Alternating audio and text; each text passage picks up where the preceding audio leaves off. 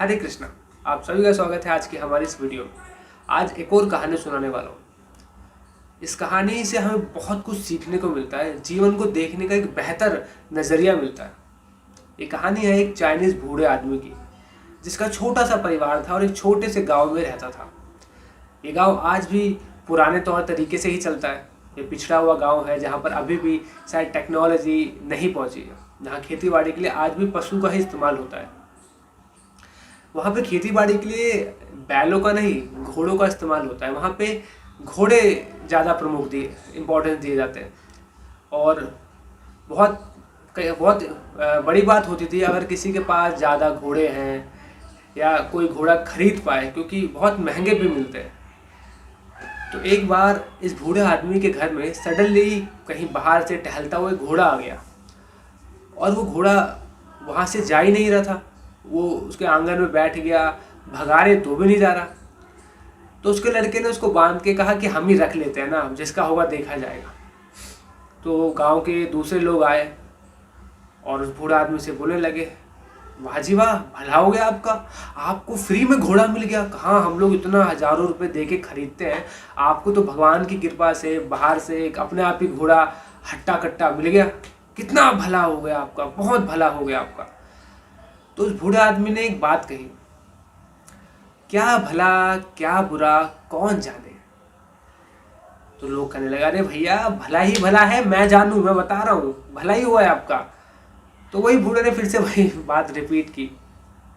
लोग कह रहे, अरे इसका कुछ समझ नहीं आता, जब देखो यही लाइन बोल देता है। एक तो भला हो गया, अभी भी बोल रहा है, फ्री में घोड़ा मिल गया। हमें मिलता तो हम बताते, पूरे गांव में मिठाई बंटवा देते। और ये है कि ठीक है हम, और फिर सारे वो लोग वहाँ से चले गए। कुछ समय बाद उस घोड़े के साथ पहली बार घोड़ा गाड़ी पे उसका लड़का कहीं बाहर जा रहा था। तो रास्ते में घोड़े के सामने एक सांप आ गया, और घोड़ा ट्रेंड तो था नहीं, उसको अच्छे से ट्रेनिंग हुई नहीं थी, जंगली घोड़ा था। तो एकदम से सांप को देखे उछल गया, और पीछे बैठा घोड़ा उसका लड़का जमीन पे गिर गया। और उसका लड़का जब जमीन पे गिरा तो उसकी टांग टूट गई, फ्रैक्चर, बुरी तरह से टांग टूट गई थी। तो कुछ लोग उठा के लेकर आए उसको घर पे। फिर गांव वाले लोग आए तो उस बूढ़े आदमी से बोलने लगे, बहुत बुरा हुआ जी, बहुत बुरा हुआ, जवान लड़के की टांग टूट गई, बहुत बुरा हुआ।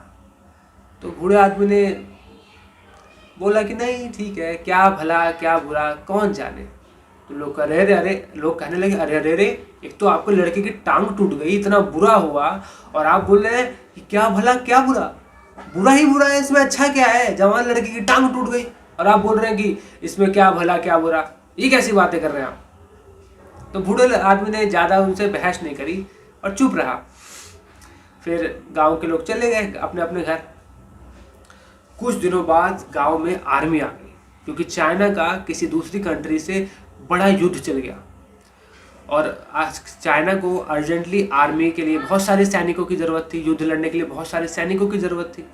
तो वो हर गांव से जाके जवान लड़कों को पकड़ पकड़ के जबरदस्ती आर्मी में भर्ती कर रहे थे। तो उस गांव में भी आर्मी आ गई, सारे जवान लड़कों को पकड़ के ले गई। उस बूढ़े आदमी के भी घर पे गई, उनका लड़का देखा कि टांग टूटी पड़ी है, उसको छोड़ दिया। फिर शाम को कुछ लोग आए, गांव के बूढ़े बूढ़े लोग, तो उस बूढ़े आदमी से बोलने लगे, कितना भला हो गया, आपके लड़के की टांग टूट गई, बहुत भला हुआ। मतलब अब देखो हमारे लड़के तो चले गए, अब पता नहीं वापस कभी देख पाएंगे नहीं देख पाएंगे उनको, युद्ध में बचेंगे नहीं बचेंगे। अच्छा हुआ आपके लड़के की टांग टूट गई, एटलीस्ट आपके साथ तो है, कुछ समय बाद ठीक हो जाएगा। तो उस बूढ़े आदमी ने सबको देखते हुए यही बोला, क्या भला क्या बुरा कौन जाने। ये कहानी बहुत छोटी सी है, पर ये बूढ़े की कहानी बहुत बेहतर सीख देती है हमें, बहुत बेहतर नज़रिया देती है जीवन को देखने का।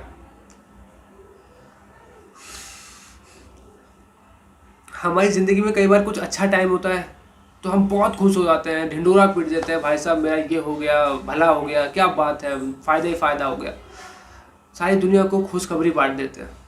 और सडनली लाइफ में कुछ बुरा हो जाता है तो डिप्रेशन में चले जाते हैं, कई बार कहते हैं ना मेंटली पेशेंट हो जाते हैं, सुसाइड तक कर लेते हैं, अंधकार में चले जाते हैं, परेशान रहने लगते हैं, किसी से बात ना करना, दुनिया से खुद को काट लेना, बंद कमरे में खुद को बंद कर लेना।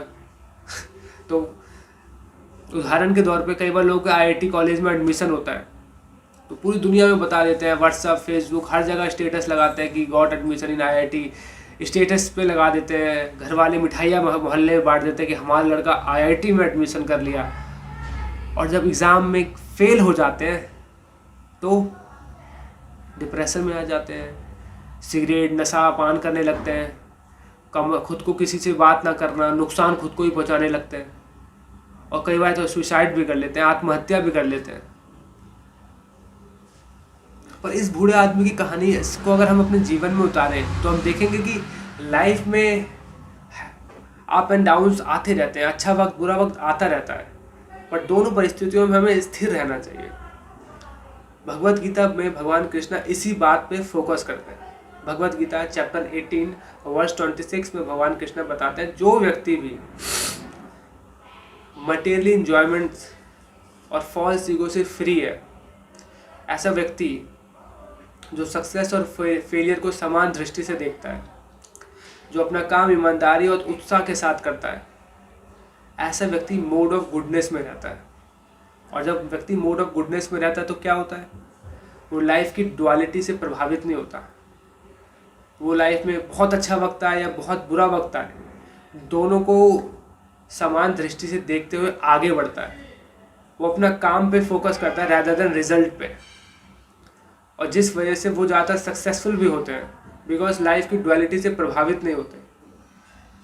तो हमें भी ये सीख, ये बूढ़े आदमी की शिक्षा, भगवत गीता का ये श्लोक अपने जीवन में उतारना चाहिए। उतारेंगे तो क्या होगा, हमारा भला होगा, हम अपने आप को बेहतर कर पाएंगे, अपनी लाइफ को बेहतर तरीके से जी पाएंगे। और सिर्फ अपना भला नहीं करेंगे, हमारे आसपास जो लोग हैं हम उनको भी गाइड कर पाएंगे, उनका भी भला कर पाएंगे। तो हमें भी अपने जीवन में इस तरीके से आगे बढ़ना चाहिए। भगवत गीता का ये श्लोक जो हमें सिखाता है कि हमें अपने आप को मोड ऑफ गुडनेस में रखते हुए अपने जीवन को आगे बढ़ाना चाहिए। भला किसका होगा, भला हमारा ही होगा। आई होप आज का ये श्लोक भगवत गीता का चैप्टर 18 का वर्स 26 मैं अच्छे से समझा पाया हूँगा। इसकी प्रैक्टिकल एप्लीकेशन, हमें अपने जीवन को कैसे इसके बिहाफ पे जीना चाहिए, मैंने समझा पाया हूँगा। और उम्मीद भी यही करूँगा कि आप लोग भी इस चीज़ को अच्छे से समझ पाए होंगे। अगर आपको कोई भी क्वेश्चन है, कोई डाउट हो तो आप मुझे मैसेज कर सकते हैं, कॉल कर सकते हैं। और साथ साथ आप किस टॉपिक पे चाहते हैं वीडियो हम बनाएं, आप हमें कमेंट्स कर सकते हैं, मैसेज भी कर सकते हैं। So thank you so much. Bhagavad Gita पढ़ें। हरे कृष्णा।